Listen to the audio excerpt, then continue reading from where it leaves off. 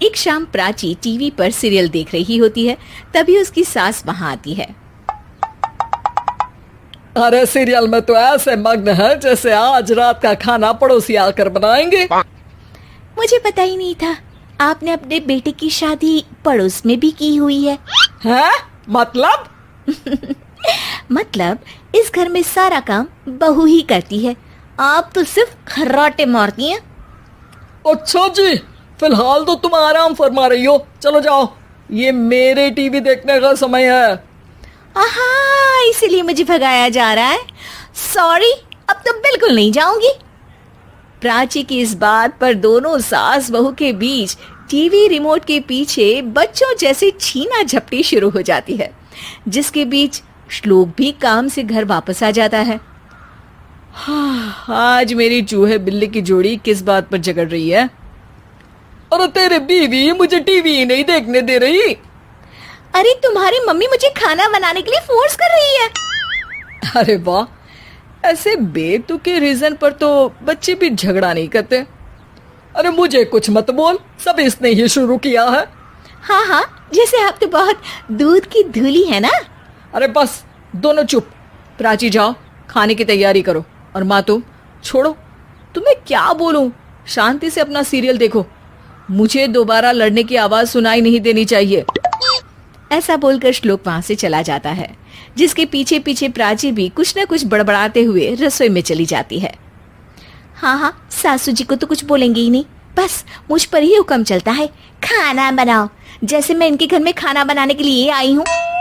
इसी तरह शाम बीतती है और रात को श्लोक और प्राची की सास खाना खाकर सोने चले जाते हैं, लेकिन प्राची गुस्से में कुछ खाए बिना काम में ही लगी रहती है। इस घर में किसी को घंटा फिक्र नहीं पड़ता, मैं खाऊं या भूखी रहूं। प्राची कुछ देर के लिए रसोई से बाहर जाती है और जैसे ही वापस आती है तो वहां दूध का भरा ग्लास देखकर हैरान रह जाती है। फिक्र पूरी है, बस दिखाना नहीं है। प्राची दूध पीकर सोने चली जाती है और अगली सुबह एक बार फिर सास बहू का कार्टून नेटवर्क स्टार्ट हो जाता है। ये तुमने ही किया है। अरे अजीब जबरदस्ती है, मैं बोल रही हूँ मैंने कुछ नहीं किया। दोनों ने मिलकर पूरे घर को पागल खाना बनाया हुआ है। यहाँ कोई नॉर्मल इंसान तो रह ही नहीं सकता, इसीलिए अब पड़ोसी क्या रिश्तेदार भी घर आने से कतराते हैं। और सुन बेटे, तू भी चंगा, तेरी माँ भी चंगी, तेरी बीवी भी चंगी, रिश्तेदार। हाँ जी, आपको नहीं पता क्या, गंगाधर ही शक्तिमान है, रिश्तेदार ही। हाँ हाँ, बस समझ गया। कभी जानवरों जैसे लड़ेंगी तो कभी जुगलबंदी करेंगी। भाई मैं आप दोनों के बीच में नहीं फंसना चाहता। सास बहू की इस मनमौजी जोड़ी से परेशान होकर श्लोक अपना सिर खुजलाता वहां से चला जाता है। चलो अब मैं भी कीर्तन में जा रही हूँ। इस पर जैसे ही सास कमरे में अपना पर्स लेने जाती है तो वहां नाश्ते की प्लेट रखी देख मुस्कुराने लगती है और नाश्ता करके घर से बाहर निकलते हुए कुछ पैसे टेबल पर रख जाती है, जिसके कुछ देर बाद सिलेंडर वाला घर आता है। ओ मोरी मैया, मैं सिलेंडर के बारे में तो बिल्कुल भूल ही गई थी। घर खर्च के सारे पैसे भी मम्मी के पास है और श्लोक से बोला तो उल्टा 4 बात सुनाएंगे।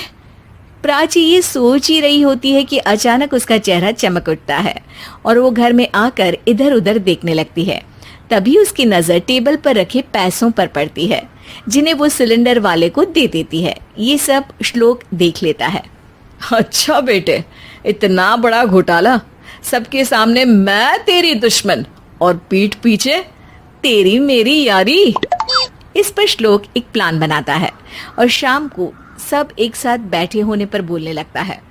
माँ, तुम दोनों की बहुत लड़ाई होती है, इसलिए मैं सोच रहा हूँ कि प्राची को उसके घर छोड़ाऊं, इससे वो भी खुश रहेगी और तुम भी। अचानक श्लोक की ये बात सुनकर सास बहू शौक से उसकी तरफ देखती हैं। अरे ऐसे कैसे घर छोड़ाओगे, मुझे कहीं नहीं जाना। अरे तुमने बोला नहीं पर मैंने सुन लिया, तुम्हें मम्मी के साथ रहना अच्छा नहीं लगता, मुझे पता है। अरे वो अरे, जब बहू खुद कुछ काम बोले तो वो तुझे सुनता नहीं, और अब जो इसने बोला ही नहीं वो तू समझ गया। जब उसे नहीं जाना तो फिर जबरदस्ती क्यों कर रहा है? अच्छा, फिर आपको मौसी के घर छोड़ाता हूँ, बस अब आप दोनों एक घर में एक छत के नीचे नहीं रह सकती। मैं इस टॉम एंड जेरी की जोड़ी को और नहीं झेल सकता। है? ऐसे कैसे नहीं रह सकते?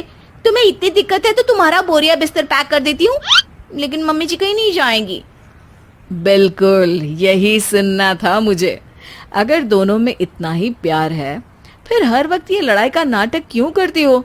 देखा मैंने कैसे माँ किचन में दूध रखती है और तुम उनके लिए कमरे में नाश्ता रखती हो, और कैसे वो पहले ही तुम्हारी दिक्कत समझकर घर में पैसे रखकर बाहर जाती है।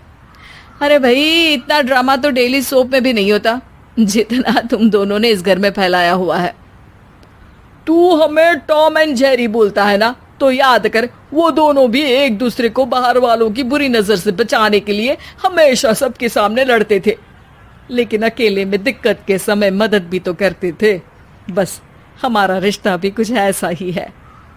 और वैसे भी अगर सास बहू में तू मैं नहीं होती तो दुनिया वालों को कहानियां कैसे मिलेंगी?